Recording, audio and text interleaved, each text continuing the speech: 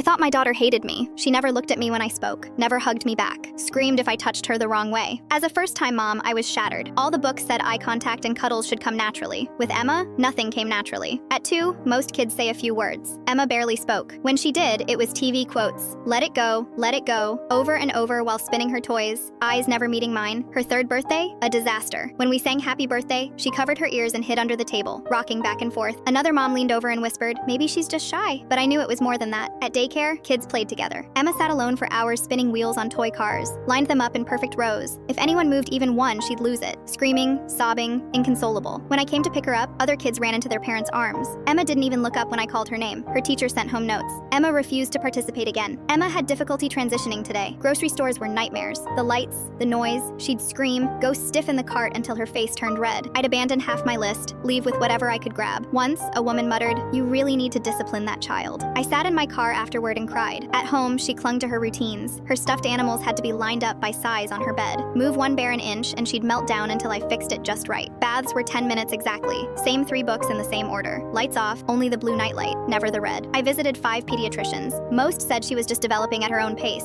One told me I was too anxious. My mother thought I was overreacting. My husband started working late, avoiding the nightly meltdowns. I felt completely alone. The guilt crushed me. I wondered if she sensed my anxiety, if maybe I'd broken something in her. Then one doctor finally listened. He observed Emma for an hour, asked real questions, then said words I'll never forget. "Your daughter has autism spectrum disorder." I cried for days. Not because of the diagnosis, but because someone finally saw what I saw. I wasn't crazy. I wasn't a bad mom. There was a reason. A real reason. I threw myself into research, found support groups, found therapists who specialized in autism. I learned about sensory processing, how lights and sounds that felt normal to me were like torture for Emma. I changed everything, created visual schedules with pictures so she could see what was coming, bought noise-canceling headphones, learned which foods were safe, crunchy only, never mixed, what clothes she could wear, no tags, soft fabric only. But more than that, I learned to enter her world instead of dragging her into mine. I stopped demanding eye contact. I sat beside her instead of pushing her to play my way, and slowly, something shifted. By 5, she could tell me what bothered her instead of screaming. By 6, she made eye contact, on her terms. By 7, she spoke in full sentences and stunned teachers with her encyclopedic memory of dinosaur facts. Parents' night changed me forever. Her art was hanging in the hallway, a painting of us under a rainbow, holding hands. Underneath it, she wrote, "My mom never gave up on me." Other parents saw a drawing. I saw a miracle. Every therapy session, every meltdown, every tiny victory. It all led to this, a connection I once thought I'd never have. Last week, a cashier dropped a glass jar. Years ago, that would have triggered an immediate meltdown. But this time, Emma just said, "That was scary, but I'm okay. Can I wear my headphones now?" And in that moment, I realized she wasn't the only one who'd changed. Emma taught me patience I didn't know I had, showed me how to celebrate tiny things other parents overlook. The daughter I once thought hated me became my greatest teacher. Now when I see her lining up toys or rattling off dinosaur facts, I don't see autism first. I see Emma, exactly the daughter I was meant to have.